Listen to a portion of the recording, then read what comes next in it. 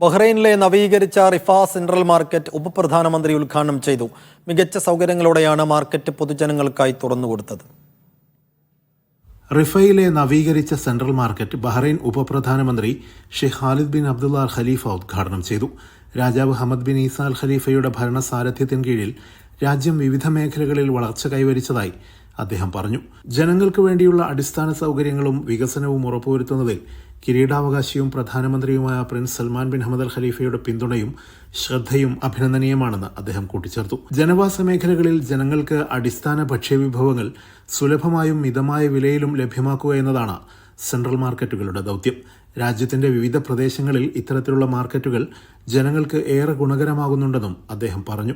Municipal കാർഷിക കാര്യമന്ത്രി വായിൽ ബിൻ നാസർ അൽ മുബാറക്, ദക്ഷിണ മേഖലാ governor Sheikh Ali Khalifa bin Ali bin Khalifa Al Khalifa, ദക്ഷിണ മേഖലാ മുനിസിപ്പൽ കൌൺസിൽ അംഗങ്ങൾ, ഉന്നത ഉദ്യോഗസ്ഥർ, പ്രദേശവാസികൾ തുടങ്ങിയവരും ചടങ്ങിൽ പങ്കെടുത്തു.